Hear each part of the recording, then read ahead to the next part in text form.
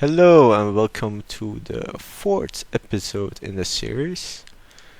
It's not really day 4 as much as it's just the fourth video I'm making. The bankroll now sits at 121, so doing pretty good. If anybody was doubting my strategies, there you go.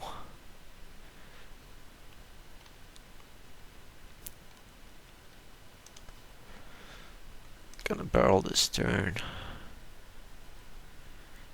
Fold to the 4-bet here. Yeah, so last few days have been pretty swingy.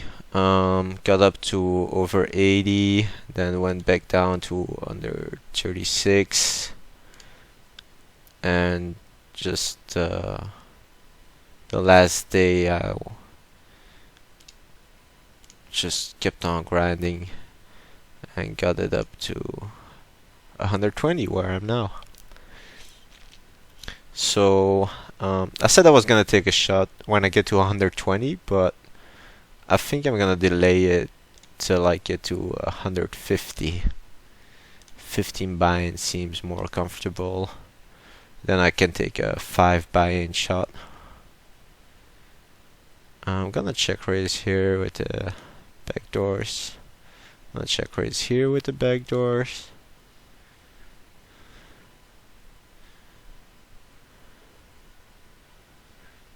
Call, turn a backdoor. On bet. Yeah.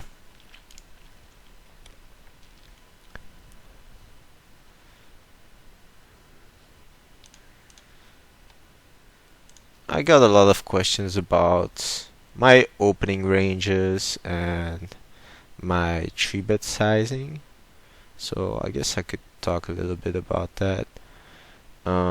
As for opening ranges, I've only recently been experimenting with opening hands like 6-3 suited under the gun, and not even sure if it's gonna be plus EV in the long run. But I figured that a hand like 6-3 suited can be doing much worse than a pair of 3s, 5s, 6s. So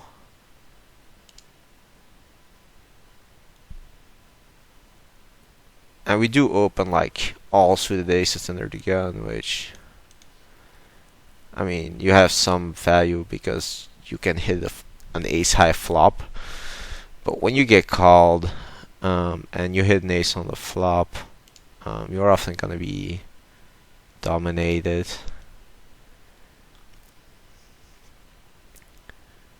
So I'm not sure. I'm not gonna open this king deuce suited.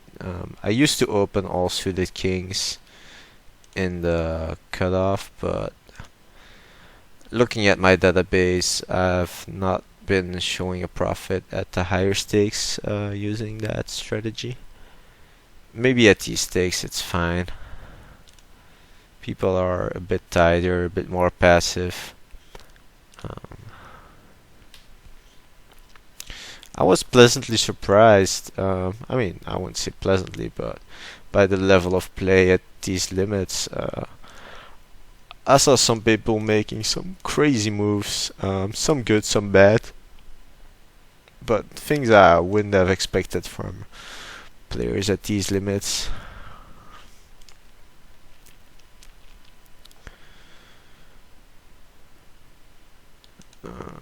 Gonna check raise my backdoors here. Not the best spot, but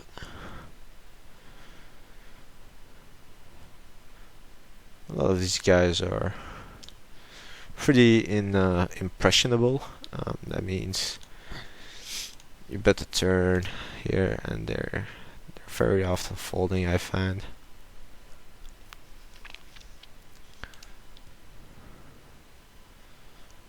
We'll see though. He calls. Well, no, I mean, that river is just horrible to bluff at. I don't really have much stack left to make take a go at this board. I mean, if we were deeper, I could like overbet shove and rep jack 10, but this just isn't gonna work.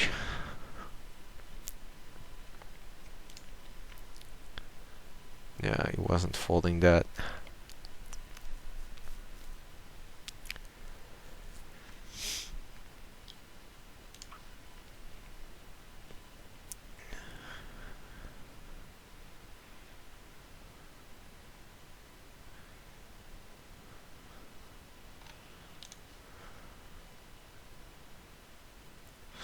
Oh yeah, about the small tree betting. I mean, the reason for tree betting this small, which I do in position, out of position, I do go bigger, is you want to keep the stack to pot ratio high, so you have more post flop maneuverability.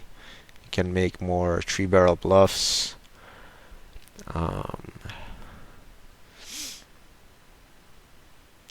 And you want to keep that range as wide as possible too.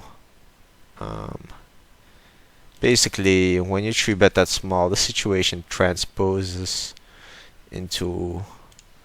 It's like it's as if they had limp called the raise, because I mean, on the flop they're taking exactly the same action as if they had limp called, and we all know how profitable those situations are. So I figure that it's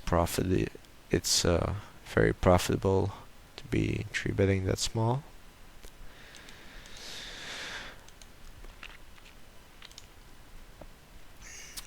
I mean, we can look at my stats later, maybe, to see exactly how much I'm winning in those situations, but I don't think I have enough sample yet. I mean, I'm just gonna overbet here because it might not have been the best idea, but we'll see. Okay. Yeah, people just fall to overbets all the time. They always put you on some sort of slow played hand. Yeah.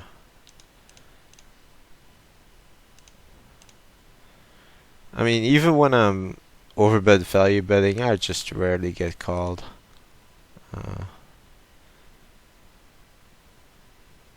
This is weird. Looks like he's trying to get a sheep draw. River the straight, that's just perfect. He's probably gonna fold. Nope. Oh, he had a 10. He was inducing, I guess. Just the wrong card to induce on. This guy got a nice stack.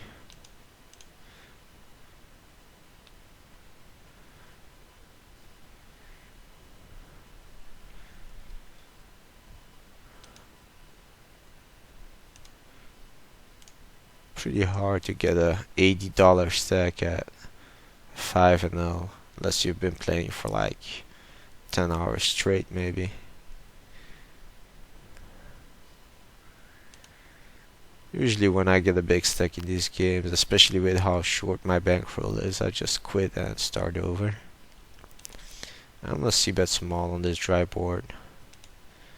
I don't think there's any reason to c-bet much bigger. I'm gonna check raise this queen jack. I got 2 overs. Flush draw could be good. And it's a board that is pretty dangerous. We get 3-bet on the flop.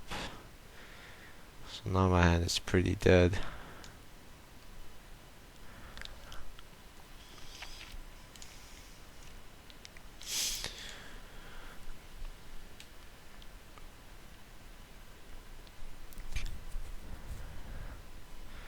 Basically, you want to be check raising boards that hit your range more than it hits your opponent's range. Boards where you can rep 2 pairs on, like this one.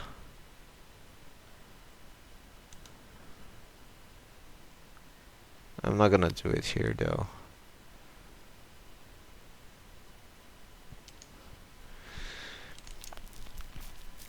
And the drier boards, like, I don't know, check 8-4, something like that, or queen 6-3. You want to be check calling most of your range, and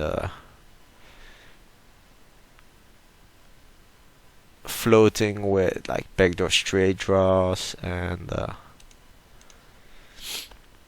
turning them into bluffs on a later street. Probably the best street to be bluffing on is a turn. I'll defend this ace-3. This is a pretty dry board, so it's one I'm gonna check call on. Checks back, so he probably has some sort of showdown value. Nowadays, I'm just gonna overbet because I think if he has an ace, he's very likely to be calling. There we go. I could have gone for a check raise, I guess.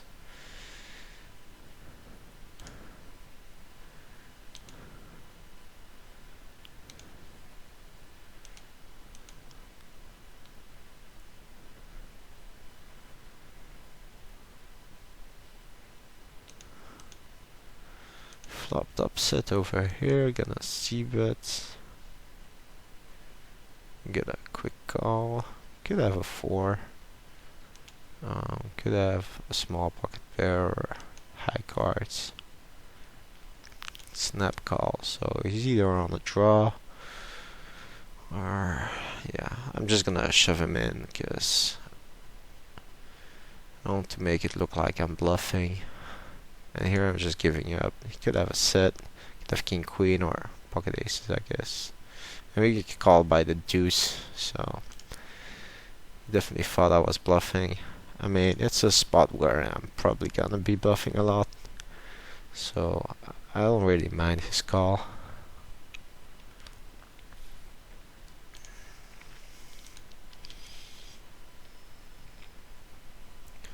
But I'm also value betting very light there. All the way down to a7 probably.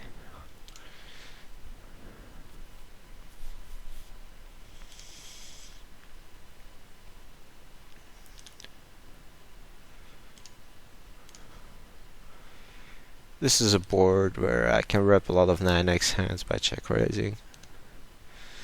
I got the backdoor flush draw as a backup, backdoor straight draw possibilities. We take it down.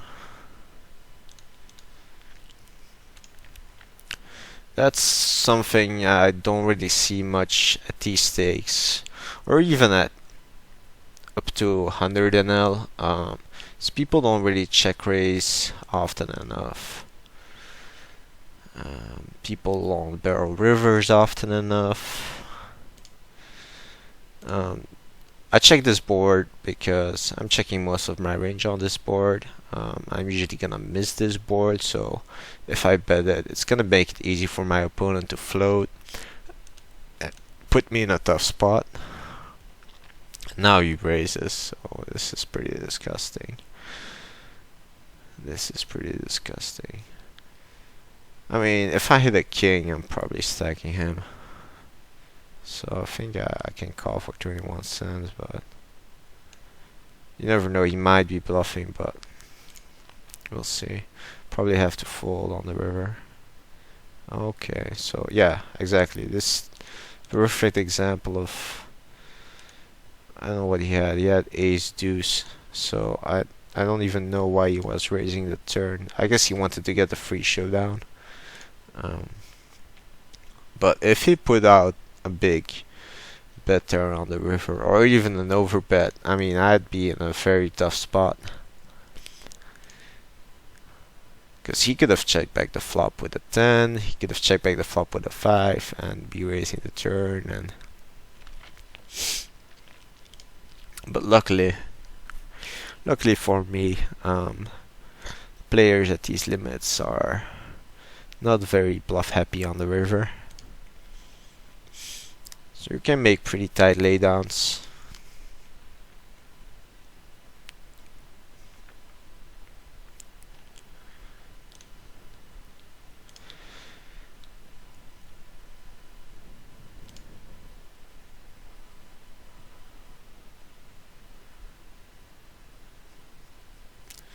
We got a small dong bet here. I'm just gonna raise it up and get my free card on the turn.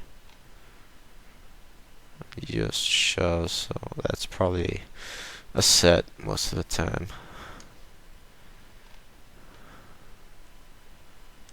I'm gonna three bet a bit bigger here because we're deep. So I'll still have a high stack to pot ratio if he calls. I mean, I could have gone with my just standard strategy of three betting small. I don't think it makes that much of a difference, to be honest. When you three bet bigger, you get more folds, and post flop you can make less profitable bluffs. When you three bet smaller, you get more money into the pot pre-flop. You get less folds, so you don't take down the pot as often, or almost any time. But you get a lot more post-flop folds, which are usually gonna be more profitable because there's more money in the pot. But you also have to invest more money into the pot to take it down, so it's probably higher variance.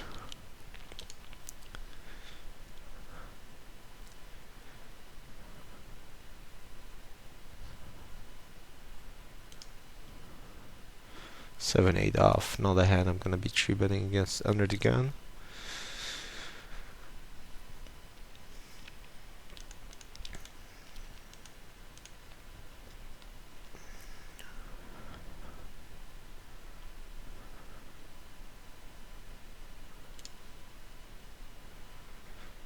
This is a board that hits my opponent's range pretty often, and I only got a pair of fours. Not really much I can do but check, checks. Now I feel I can bet my hand to protect. And he just gave up. I mean, that's a spot where when check two, he should be betting pretty much his entire range.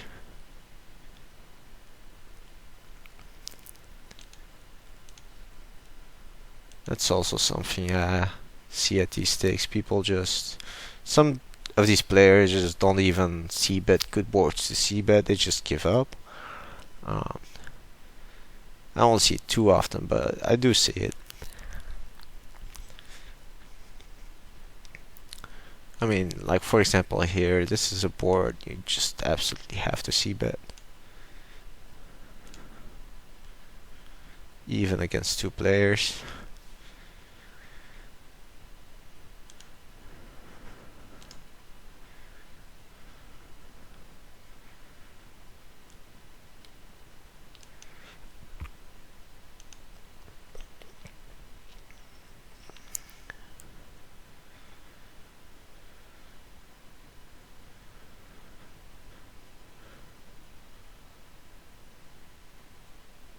I'm gonna call with this game, but I'm not too happy about it. Not too happy at all. Actually, I'm just gonna fold it. I think that's the safer play.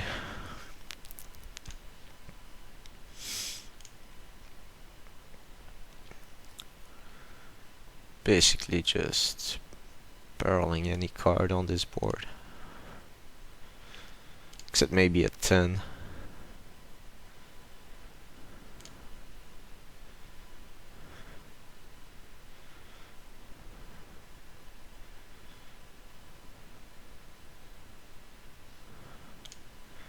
Eight or nine would be also cards I'm probably not barreling on that board.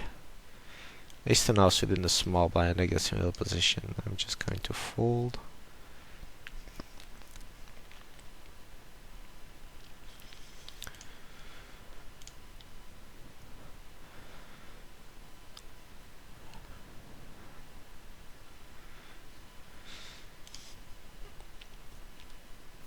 So my next video will probably be at 10-0. I'm not sure. We'll see.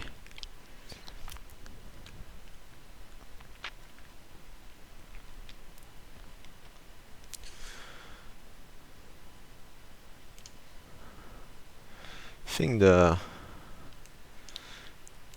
difference between 5-0 and 10-0 is very small.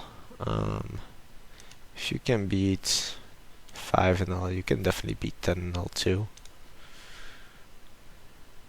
And vice versa.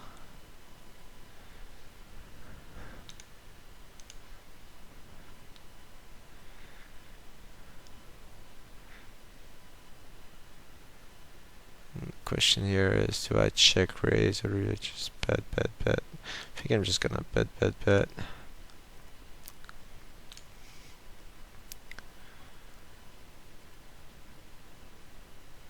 And now I just check shove, because a king isn't calling anyway, so I'm just hoping he has a set or ace-9. He just had a king, so I wasn't gonna get more value by betting the river as opposed to check shoving.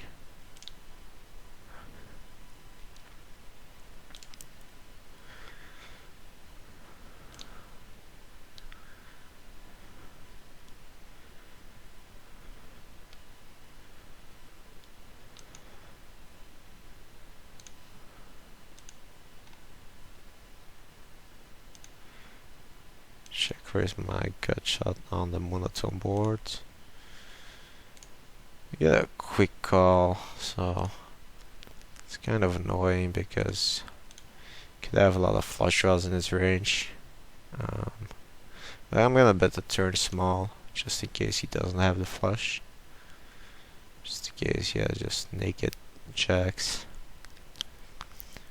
And here, I'm gonna overbet to get him to full ace high. Small pocket pairs.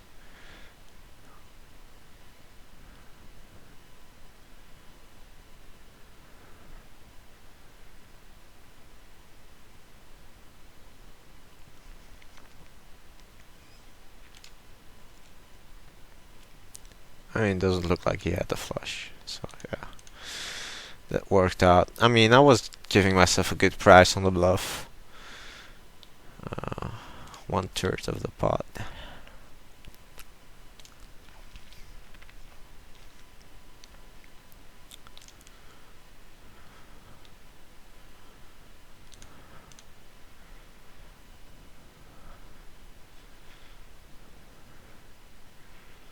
Here I'm going to isolate this guy. I usually wouldn't be 3-betting these hands, but I'm just feeling a bit frisky today. That's interesting. That's very interesting. I'm just gonna see where that takes me. And we just take it down, so that's just beautiful. So beautiful.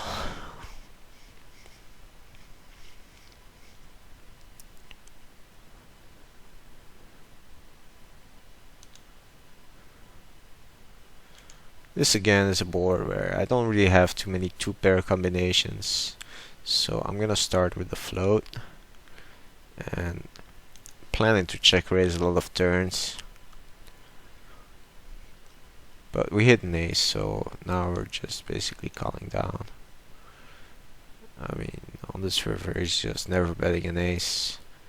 He's not betting the turn with a jack, so I find it weird that he bets. I mean, he's repping ace jack, pocket eights, pocket fours. I find it hard to believe. Then again, I mean, it's pretty tough for me to have nothing. Pretty tough for me to have nothing. This is a tough spot. But I think I'm gonna make the call. Yeah, I mean, that's exactly what he was repping. His range was so narrow there, but then again, I probably don't think he's bluffing in that spot. Now he 3-bets us. We're deep, so we're gonna take a flop. Hopefully hit a 5.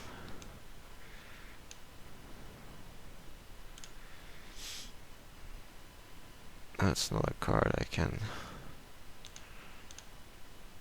turn my hand into a bluff on.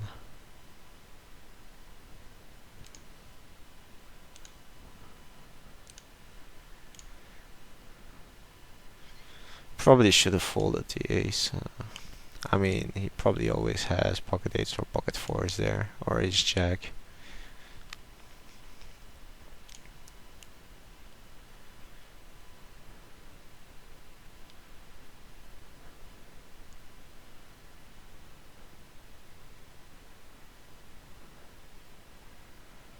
Here, I don't really have the odds to call to hit my straight. I'm never getting paid when I hit it. There's some reverse implied odds if he has a boat already. I guess I could check raise, but now that I've been thinking about it for so long, I don't think it's gonna work. Could have some tens in his range.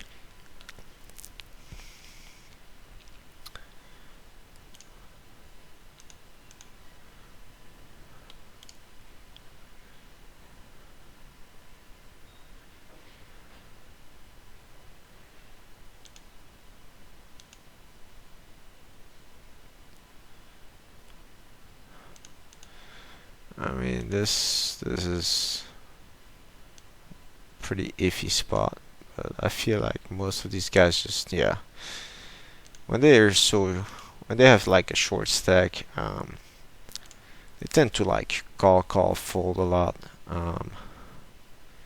even with top pairs. It's because it's just the last dollars in their account and they don't want to make a stupid river call, but they'll make pretty light turn calls. Just hoping you'll give up on the river.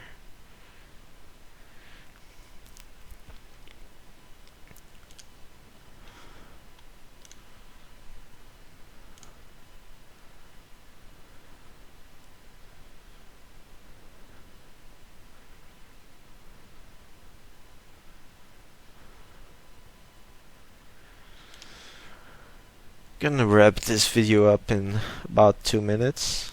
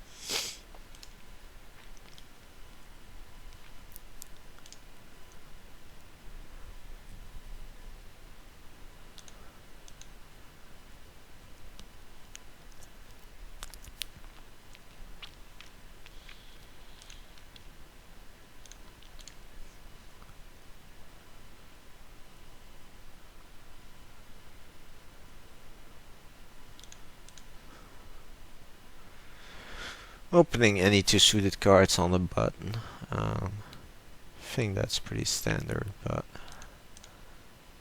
some of you players might be playing a tighter style.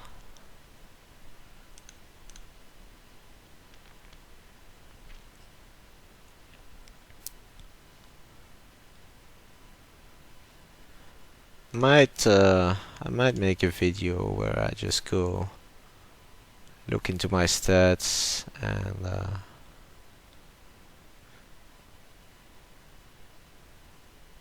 yeah.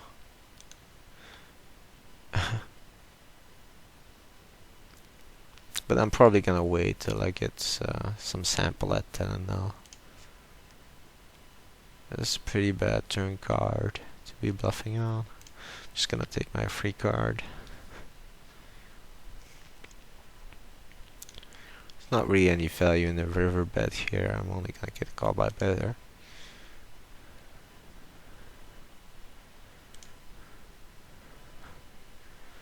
This is again a pretty dry board, which I'm gonna be check calling with most of my range. We turn equity, so now we're check raising. Now we can rep 2 pairs, but he just quickly checks back, so he has nothing, and I'm gonna take down the pot very often.